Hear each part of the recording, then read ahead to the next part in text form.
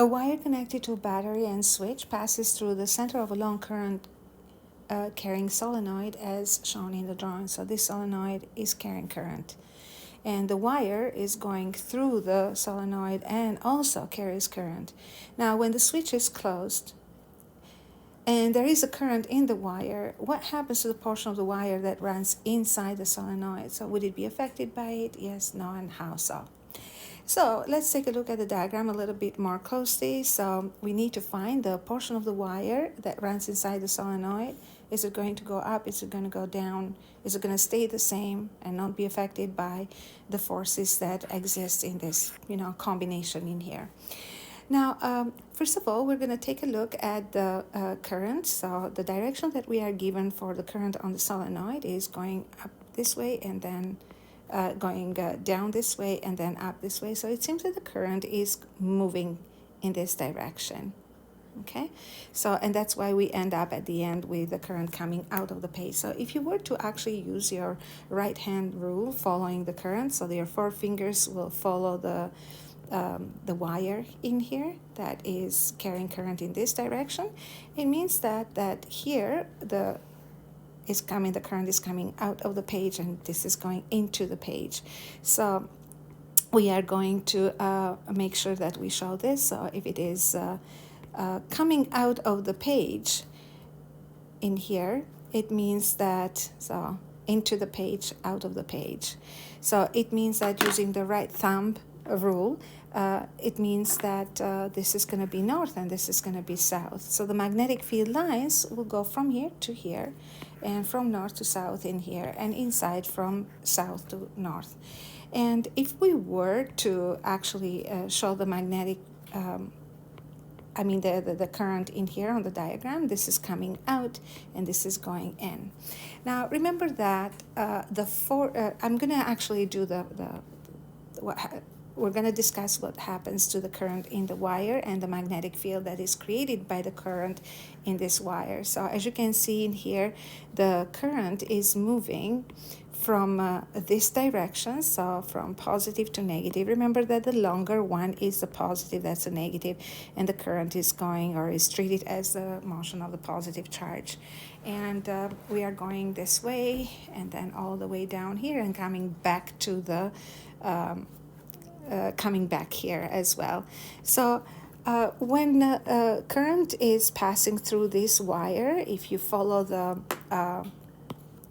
right hand rule, so you're going to see that your thumb is going to follow the current, right? And your fingers are going to show the direction of the magnetic field formed.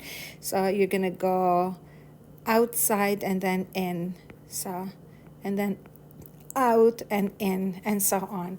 So when you're coming out and then in and out and in, so you see that the force will be actually horizontal here, and the force in this direction here, it's going to be also, horizontal. So these two forces will actually be, so one force in here is going to go in this direction, because remember that when you are in a solenoid or in a magnetic field, so let's say the magnetic field is coming out and going in, or the other way around, so here, so it's coming at you and out of you, so into the page, so out of the page into the page. So the force in here will go this way, and in here it's going to go this way.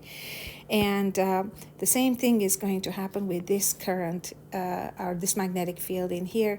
So because you see that they form kind of the same magnetic lines in a way, right? So in the same direction. So which means that the forces will be making an angle of 180 degrees. So the angle between them will be 180 degrees, which makes the sine of theta equal to 0.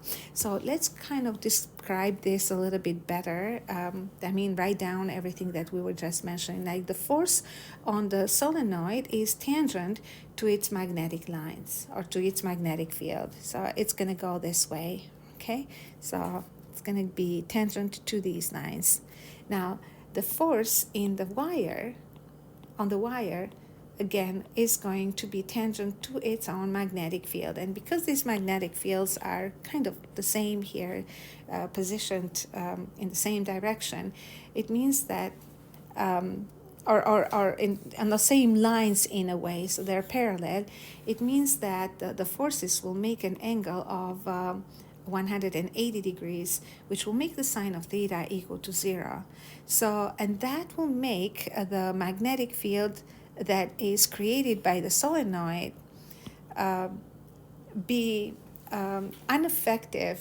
I don't know if that's the word, but not affect the magnetic field, not affect the wire at all. And therefore, we're going to say that there will be no effect on the wire because the force is going to be equal to 0.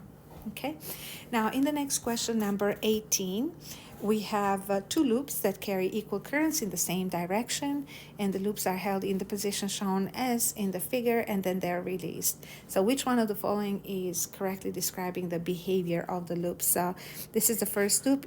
Current is going this way. So if you use the right hand rule, point of your four fingers will follow the direction of the current, and the thumb is going to point up, so that's north, that's south. Now the second loop is the same because the current is following the same direction, so that's north, that's south.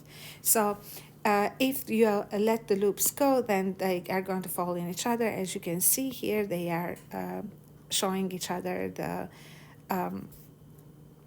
two opposite sides, and that's why they are going to attract each other. The two loops will attract each other. I am going to continue with the rest of the questions a bit later, and thank you for learning with me, and bye for now.